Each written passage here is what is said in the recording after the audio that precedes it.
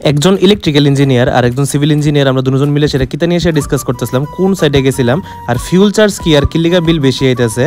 আর হঠাৎ করে সেটা আমার মনটা কিলে খারাপ আছিল আর আমার মোবাইলটা কেমনে ভাঙ্গা গেছে গা। আর আমি আর আমার মা রাত্রেবেলা কই বেরিয়েছিলাম আর রাত্রেবেলা কিলিগা আমি নাচতে নাচতে আইতেছিলাম অফিস থেকে।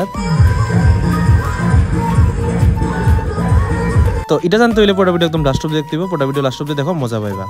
আগরতলা ত্রিপুরা নর্থ ইস্ট যে বলবে চিনি না তার চেপে ধরবো গলা গলাকে খুলে খুলে বানায় আমি শোলা। Hello guys, welcome back to my channel. কেমন আছো? আশা করি সবাই ভালো আছো, আমিও ভালো আছি। সবাই হর হর মহাদেব। সকাল হয়ে গেছে আর সকালবেলা হয়ে গেছে পরে লগে লগে ঘুম থেকে উঠছি, উঠে সেটা একদম ফ্রেশ হয়ে গেছিলাম। আজকে কোনো চাপই আসলো না, সবকিছু আরামসে লয়ে সেটা বাইরে গেছিলাম গা। আর যাই সেটা দেখি মা এনে চাটা বানাইতে আসলো।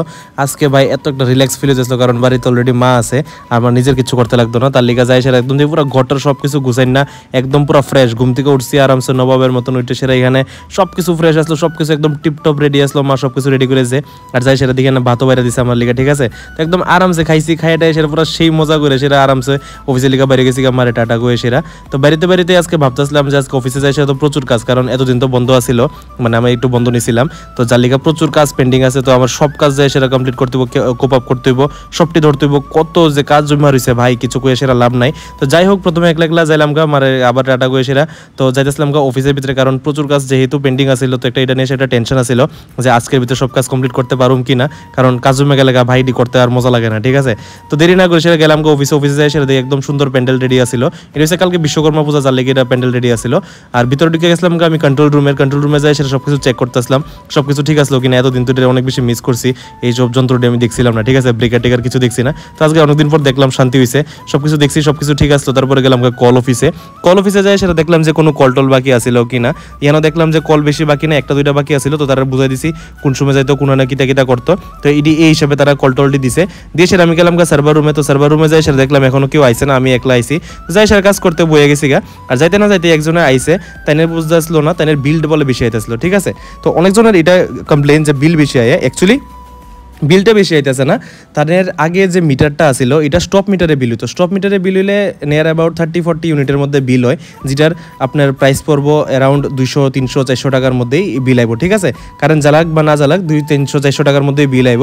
তো আমি এটা দেখে সেটা জানতে পারলাম যে আগে যেহেতু স্টপ মিটারে বিল হইতো, তার লেগে কম ইউনিটে বিল হইতো, যেটা ডিপার্টমেন্টাল লস হতো, ঠিক আছে। আর এখন নতুন যে স্মার্ট মিটারটা লাগাইছে, স্মার্ট মিটারটা লাগানোর পর একদম একুরেট বিল হইতেছে, মানে যতটুকু লোড আছে বাড়িতে এতটুকু হইব, ঠিক আছে। তাই বাড়িতে লোডও বেশি আসলো, তাই আমার কইতে আসলো, তাই বুঝাইছি, তাই সব কিছু ব্যাপারটা বুঝছে ভালোভাবে। তারপর দেখতে দেখতে আরেকজন কনজিউমার আয় বসছিল, তাই না এসে ফিউল চার্জের ব্যাপারে বুঝতে। ফিউল চার্জটা হইছে কিটা, মানে আমরা যে ইলেকট্রিসিটি যে প্রডিউস করতেছি, ঠিক আছে, প্রত্যেক দিন তো প্রডিউস করতে লাগতেছে, ঠিক আছে না।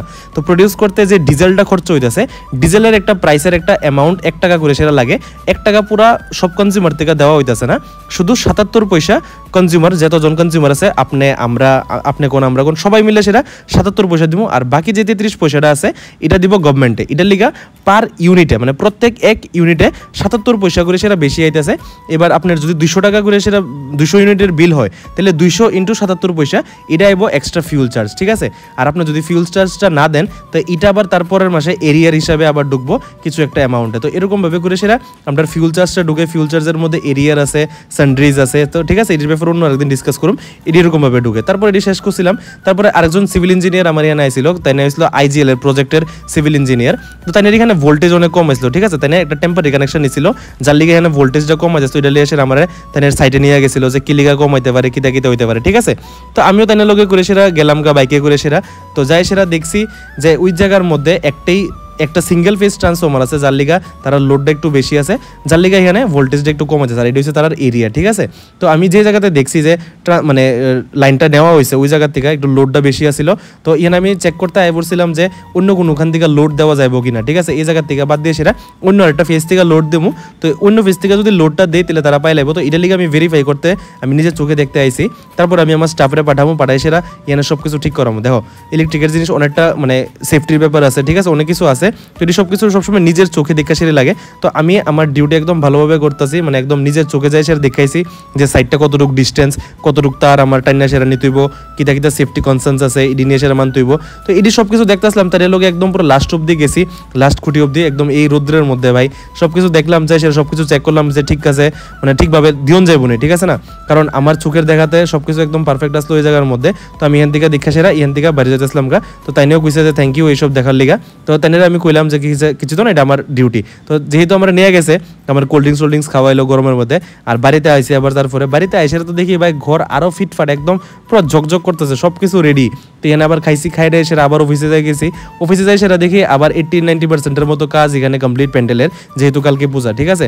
তারপরে বাড়ি অফিসে আইসি, অফিসে আইসে আবার দেখতেছিলাম টেম্পোরারি কানেকশন প্রচুর জমে গেছে। টেম্পোরারি কানেকশন হয়েছে কয়েকদিনের লিগা কানেকশন, যেটা আমরা নেই, মানে পার্মানেন্ট কানেকশনের লিগা লাগে না, ঠিক আছে। এই দুর্গাপূজার লিগা অনেক আইতেছে, তো এটি সব মেনটেন করে সে রাখতেছি। আর এটা দেখতে দেখতে হঠাৎ করে একটা স্যাড নিউজ পাইলাম ভাই, আমার হঠাৎ করে সেটা মোবাইলটা পকেট থেকে পড়ে গেছে, আর এই গ্লাসটার একদম কর্নারে যায় সেটা যে পড়ছে, পুরো ফাইটটা সেরা পুরো মোবাইলের ব্যাক গ্লাস ভাই, আমার অ্যান্ড্রয়েড মোবাইলটার পুরোটা সত্যানাশ হয়ে গেছে ভাই।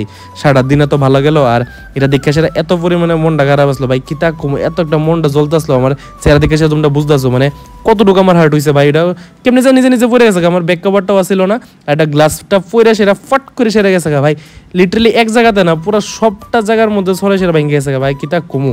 তো এইসব ইগনোর করলাম, এসব ইগনোর করে সেটা বাড়িতে এবার আসলাম, একটু তাড়াতাড়ি আইতেছিলাম। আর আইতের সময় দিয়ে আমার কোয়ার্টারে এখানে পুরো লাইট টাইট সব লাগানো আসলো, যেহেতু এখানে কালকে পুজো হইব, তার লিগে সবখানে একদম লাইট টাইট লাগাই দিচ্ছে, আমিও কই দিচ্ছি একদম লাইট টাইট লাগাই দিত। তো সবখানে একদম ভালোভাবে লাইট টাইট লাগাই দিছে। তারপরে আমি আর আমার মা মিলে সেটা বাইরে গেছিলাম, আমি যেতেছিলাম জিমের মধ্যে, আর সামনেই একটা আশ্রম আসছিল, ঠিক আছে। তো এটার মধ্যে মাঝে আসলো একটু প্রোগ্রাম আসলো দীক্ষা সেরা, আর আমার কোয়ার্টার রাস্তাটার বাইরে দেওয়া একটা আশ্রমটার লগেই কি সুন্দর একটা একদম রাস্তা বানাইছে, ঠিক আছে। তারপরে দেরি না করে সেটা গেলাম জিমে, কারণ অনেকদিন ধরে সেটা 3-4 দিন হয়েছে জিমে যায় না, তো জিমে তো যাই দিব, ঠিক আছে না।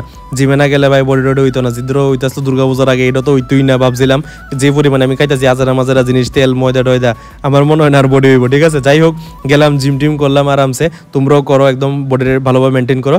আর এখান থেকে আইতেছিলাম পরে আমার একজন আবার ডাক দিছে, আজকে ডাক দিয়ে সেটা কইছে তুমি ভিডিও বানাও না। আমি কইছি হ ভাই, এরকম শুনলে এত একটা ভালো লাগে, মানে সবাই ডাক দিয়ে সেটা আমরা জিজ্ঞেস করে সবকিছু শোনায়, খুব বেশি ভালো লাগে, ঠিক আছে। তারপরে এখান থেকে আবার আয় পড়ছিলাম একটু অফিসের মধ্যে, জিম থেকে আয়েসেরা অফিসের মধ্যে এসে দেখলাম যে এখানে মূর্তি আনা অলরেডি কমপ্লিট, যেহেতু আমি জিমে আসলাম তো আমি তার লগে জয়েন করতে পারছি না। আর এটা আসলে আমার মানে অফিসের মেইন ফেস্টিভ্যাল, ঠিক আছে, কারণ বিশ্বকর্মা পূজাই তো সবচেয়ে বেশি ফেভারিট হয়, ঠিক আছে না। তো এখানে আইসার একটু খিচুড়ি টিচুড়ি খাইলাম, যেহেতু অফিসের মধ্যে সবাই নাচতেছে, তো আমি আমার একটা স্টাফের বাইক নিয়ে এসে একটু বাজারে বসছিলাম। তো তারা অনেক বেশি টায়ার্ড আসলো, ঠিক আছে, তো তারা লিগে একটা থামস আপ কিনতে আসছিলাম, কারণ তারা অনেক মেহনত করছে, সারাদিন অনেক দৌড়াদৌড়ি করছে, কলটল দিছে, তারপরে মূর্তি আনছে, অনেক কিছু কাজ করছে। তো তার লিগে আমি এটা যাইতে সময় একটা থামস আপ নিয়ে গেছিলাম, তারা সবাই নাচতে আসলো, তো তার সামনে তো নাচতে পারছি না, তো লিগে এমনি নাচতে আসলাম। কারণ ইলেকট্রিক ডিপার্টমেন্টের মধ্যে এটাই একটা ওকেশন আছে যেটা আমরা সবাই এত ভালোভাবে সেলিব্রেট করি, কারণ দুর্গাপূজার ভিতরে আমরা সবসময় ডিউটি থাকে, তো এটাই একটা পূজা যেটার মধ্যে আমরা সবাই ভালোভাবে সেলিব্রেট করি। তো আশা করি এই ভিডিওটা তোমরা ভালো লাগছে। তো কিলিগার মজা করতো না ভাই, একটা দিনে তো মজা করবো, ঠিক আছে না সবাই। তো আমার যদি ভিডিও তোমরা ভালো লেগে থাকে তাহলে নিশ্চয়ই লাইক শেয়ার সাবস্ক্রাইব করবা, আমার কাজ যদি পছন্দ হয় নিশ্চয়ই আমার জানাইবা কমেন্টে। তো তোমরা লোক আবার দেখা হচ্ছে কালকে 6টার সময়। Tata bye bye, good night, সায়োনারা, দেখা হচ্ছে কালকে, বাই।